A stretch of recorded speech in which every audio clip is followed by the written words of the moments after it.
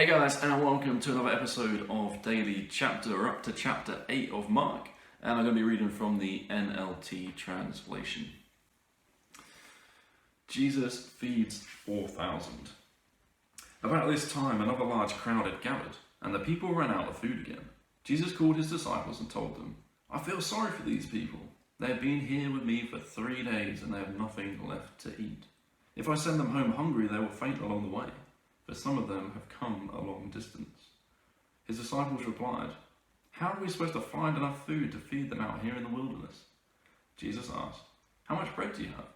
7 loaves, they replied. So Jesus told all the people to sit down on the ground. Then he took the 7 loaves, thanked God for them, and broke them into pieces. He gave them to his disciples, who distributed the bread to the crowd.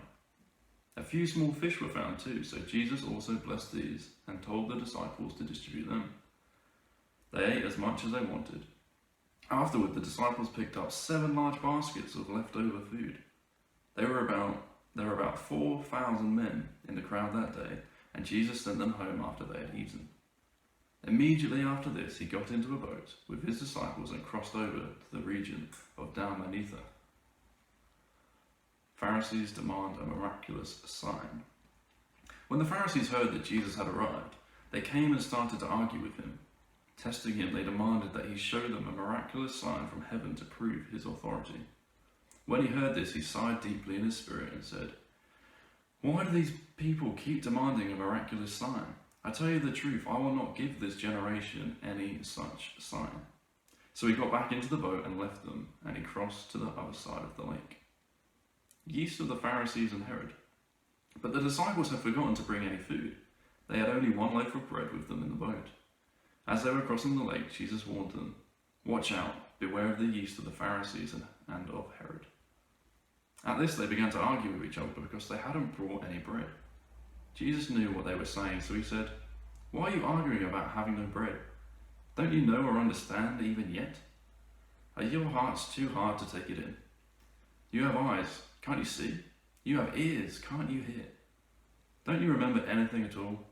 When I fed the 5,000 with 5 loaves of bread, how many baskets of leftovers did you pick up afterward?"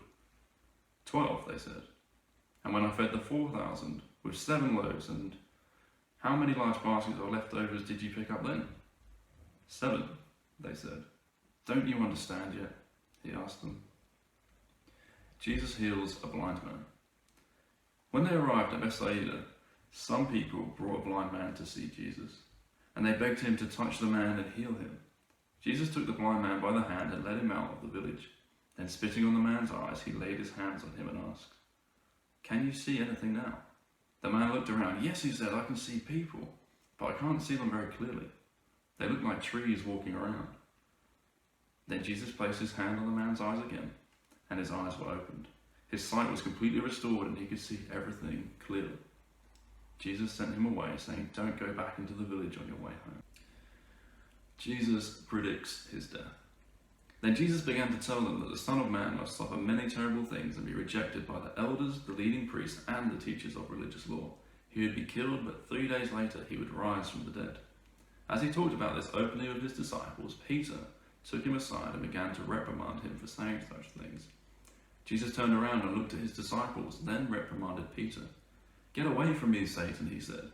"You are seeing things merely from a human point of view, not from God's."